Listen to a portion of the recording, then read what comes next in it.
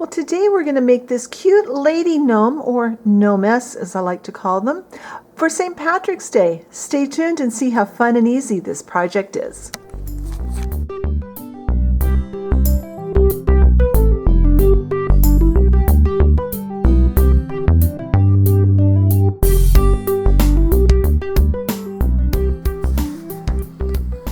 Alright, so here are all our pieces for our gnome, our gnomess, or our lady gnome, or whatever you want to refer to her as.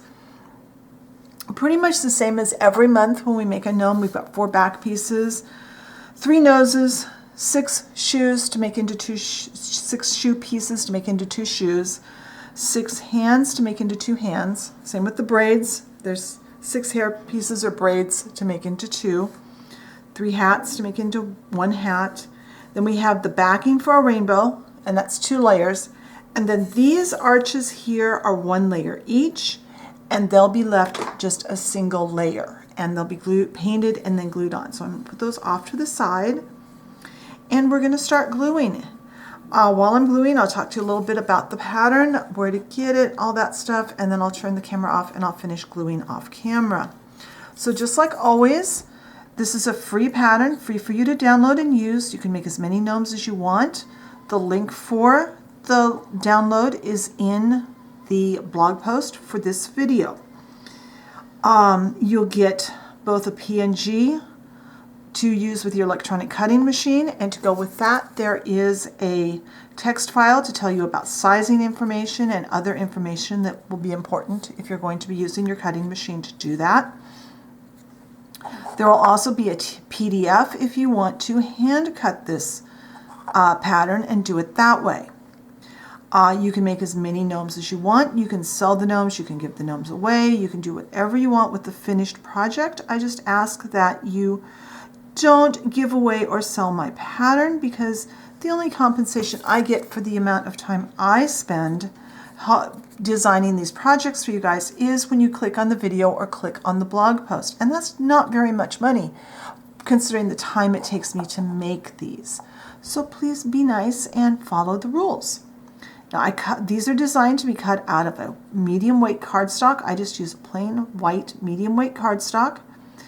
That way I can glue multiple layers together and it makes a nice strong piece to display in the dollhouse or around the dollhouse. And if it's white, I can paint it any color I need, so I only have to have the white on hand. And I find that the acrylic paints that I use are much more light fast than colored cardstock. Also, the paint, when you paint the pieces and paint the edges, helps to disguise the fact that we're just using multiple layers of cardstock. So I'm going to turn the camera off. I'm going to finish gluing these, match them up as best I can. I'm going to put a weight on the bigger pieces, at least for a while, to get them started to dry, so hopefully they will stay nice and flat. I do need to let these dry completely before I move on to the next step, because our next step will be to paint. And in order to paint, I'm going to put them down on a piece of sticky tape and to hold them still, and if they're put on there at all damp, they tend to tear. So I want these all the way dry. So when I'm ready to paint, I'll come back and we can start painting these pieces. Alright, all the pieces that are going to be painted are taped in. I'm not going to paint the back to the rainbow. I'm going to gamble and leave it white. I think it'll be fine. What I've done is I've sorted these by color. These are the hat and the back are going to be one color. The hands and the nose will be flesh. The 2 shoes will be black, and the 2 braids will be, they're kind of golden yellow. And then I've lined the rainbow pieces up from largest to smallest so that I can keep track of what needs to be each color. Now this is some masking tape that's taped sticky side up, and that'll hold these nice and firmly. Since the rainbow is just single layers, I didn't want to use something that would likely damage that single layer of paper. These are stronger, they're multi-layer, so they're a little tougher. So that's why I put these just on that. So I'm going to start painting. I'm not going to make you watch me do the whole thing because it's going to take me a while to get everything painted, but we'll just kind of talk about what we're doing. So I'm just using some regular craft paper, and there will be pictures on the blog post, and those pictures will show each color used along with the pieces that I use them on. I've just got a nice green here. It's kind of a brightish green. Try and get down over the edges of the pieces so that you don't have a white edge, especially on the areas where those are going to show. Like the top of the body isn't going to be behind the hat, so it's not going to show. So the hat's going to be this pretty green. I haven't decided yet if I'm going to put a design on her hat. I'll decide that sometime before we get done. So I'm going to put this brush to the side, and I'll use the same green when I get to the rainbow. Let's get the braids done. And we'll be coming back and using some of these colors for details. Like I'm going to use the same green later to paint a little tie across the end of her braids. So I am going to paint each set of pieces with their color. Some pieces might need 2 coats. I'll decide that when the first coat dries. And when these pieces are completely dry, I'll come back and we can start the assembly process and maybe paint some design on there. I haven't decided. So I'll see you when that's ready.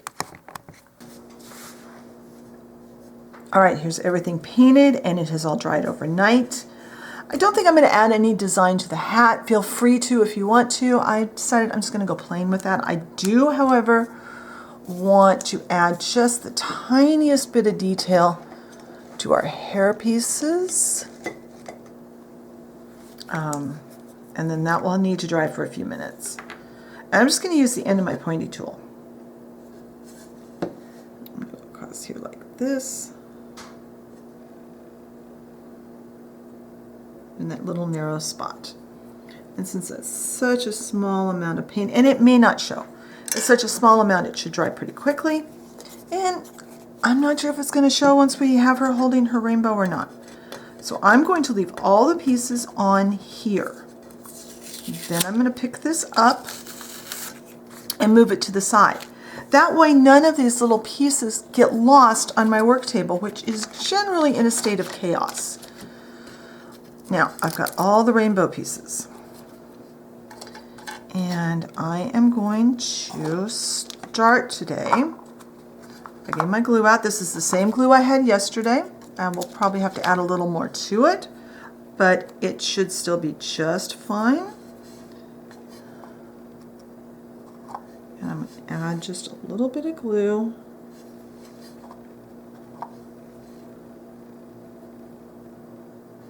I'm going to attempt to get the entire rainbow glued. I probably won't do it all on camera, simply because it's going to take me, it's going to be kind of tedious, but I'll show you the first couple. And that glue can sit there and get a little tacky. Yeah.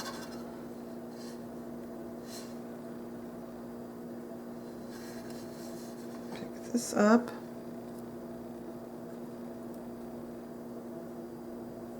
And do your best to get everything all lined up.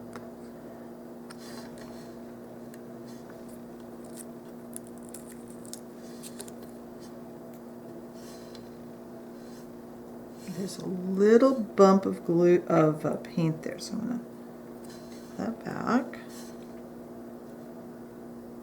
And this will be easier for you because you don't have to hold it where the camera can see it.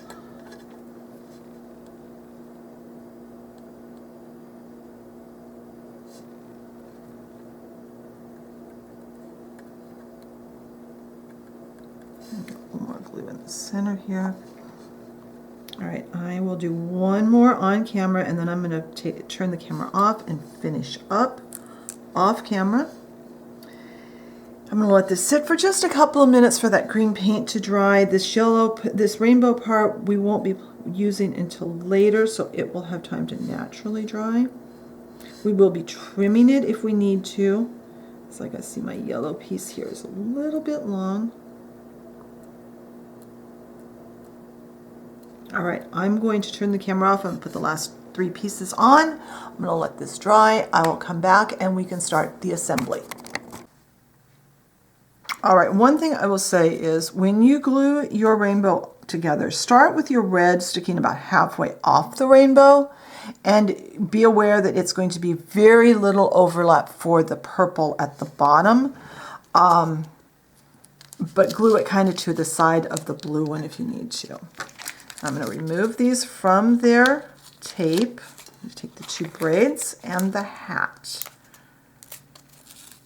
And I've got just a little bit of washi tape laying here because I find it's easier if these are being held still. And today I decided not to paint the braids. I'm just going to leave her hair just the way it is. I'm not going to paint the lines for the braids. And I want her braids to kind of stick out today.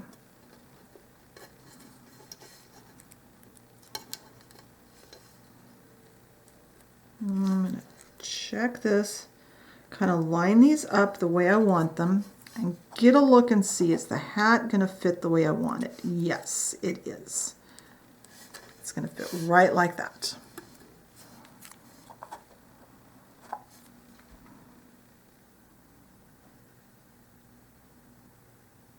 I decided it would be kind of fun to do the braids kind of sticking out a little bit today. I don't know why, I just decided to do that just now.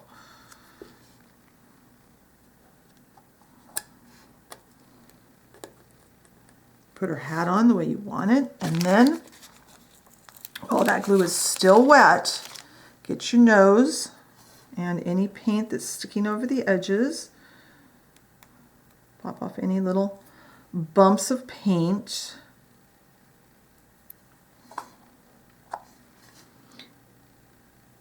Fill that nose, that little area in where the hat is kind of got the little divot out of it.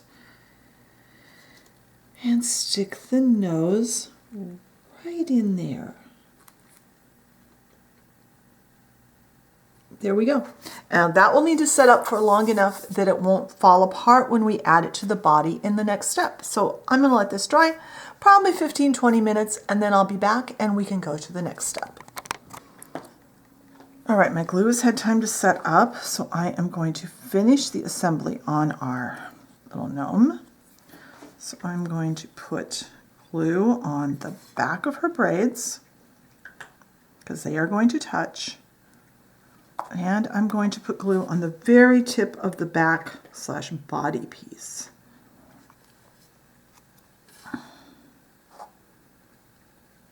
And it's up to you how far up or down you put this.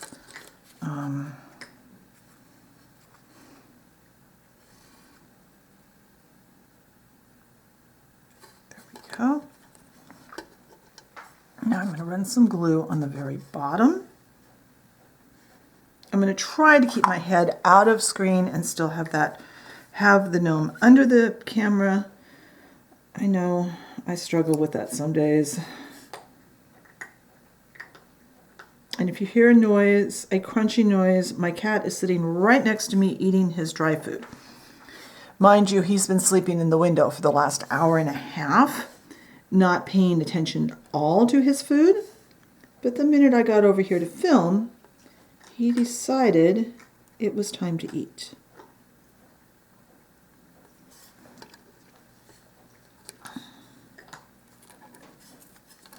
I'm just going to put the whole thing together because then the glue needs to dry all the way because we don't want any cloudy glue on here when we go to put our clear finish on.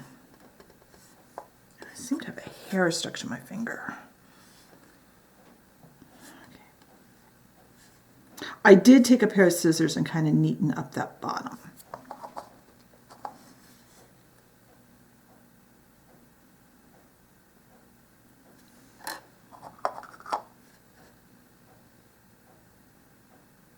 And don't worry if you have a little glue smear out from under your pieces because the Mod Podge layer will make everything the same finish. It won't matter if you can see a little bit of glue right now.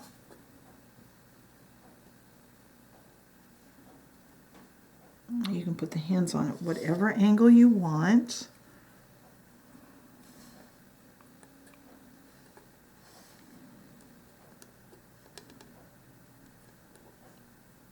All right. And there she is. I'm going to let this glue dry. When the glue is all dry, I'll come back, we'll put a clear finish on, and then once that dries, we can see what she looks like. All right, my glue has dried. It's all clear now, and I've already done the back side and the edges once. I've just got some satin Mod Podge, and I am going to put a thin, even coat on here. Now, you want it to be fairly thin. A couple of reasons. Number one, it dries faster, so you can put your piece out sooner. But also, in my experience, I have found that Mod Podge has a nasty habit, no matter what I put it on. If I put it too thick, it sometimes remains sticky and tacky once it's dried. So if I put on a thin coat, it doesn't do that. Or I should say, it very seldom does that. All right, I am going to let this dry. Once this is dry, I'll meet you over at the dollhouse and we can see how she looks. I've moved our lady gnome over to the front porch of the dollhouse, and I think she looks adorable, especially standing next to Mr. Gnome. I hope you've enjoyed today's project. Be sure and check the blog post where you'll find more information, photos, hopefully, fingers crossed. My camera's been giving me a heck of a time the last couple of days. Hopefully I got good pictures today.